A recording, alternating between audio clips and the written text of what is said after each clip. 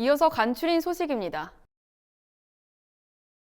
정부는 최근 발표한 새 정부 경제 정책 방향에서 당분간 높은 물가가 이어질 것이라며 올해 소비자 물가 상승률을 4.7%로 전망했습니다.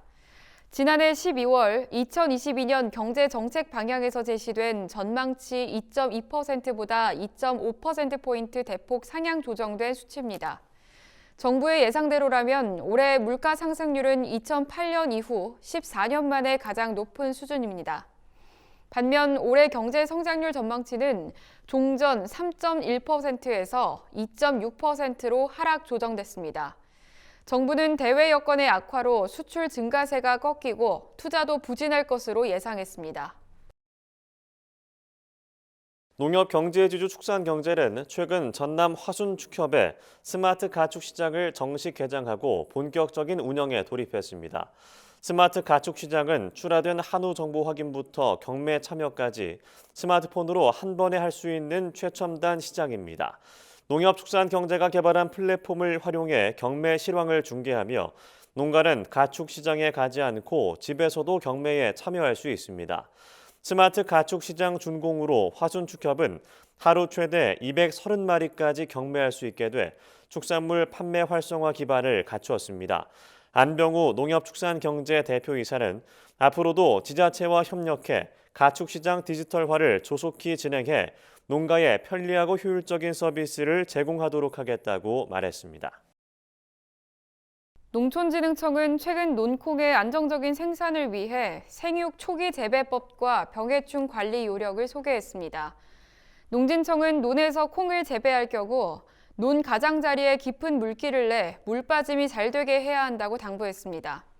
종자는 색이 변하지 않고 상처가 없는 것으로 골라야 하며 병해가 우려될 경우 종자 소독을 철저히 해야 한다고 강조했습니다. 한편 농가에서 약재를 사용할 때는 등록된 약재를 안전 사용 기준에 따라 살포해야 하며 해충이 어린 3령 이하 애벌레 시기의 발견 즉시 방제를 해야 피해를 막을 수 있다고 조언했습니다. 경상북도가 농업은 첨단 산업으로 농촌은 힐링 공간으로를 민선 8기 농정 비전으로 선포했습니다.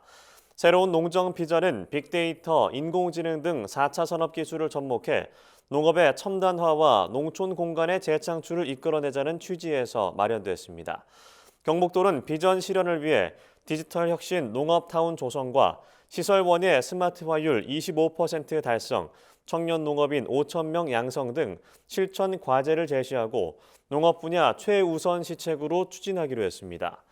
이철우 경북도지사는 농업도 변화하지 않으면 경쟁력을 상실할 수밖에 없다며 농업의 첨단 산업화와 농촌 공간의 재창출을 위한 시책에 집중하겠다고 말했습니다. 코로나19 확산에 따른 사회적 거리두기 강화로 중단됐던 농촌 체험 기차 여행 상품 농뚜레일이 10일부터 운영을 재개했습니다. 운영이 재개된 농뚜레일은 강원 강릉시, 전북 정읍시 순창군, 경북 군위군, 경남 함양군 등 전국 5개 지역에서 진행됩니다. KTX를 타고 여행지에 도착하면 투어버스를 타고 여행 해설사와 함께 여행하는 일정입니다. 해당 상품은 11월 말까지 매주 토요일 운영하며 가격과 일정 등 자세한 내용은 승차권 앱 코레일톡 또는 레츠코레일 누리집에서 확인할 수 있습니다.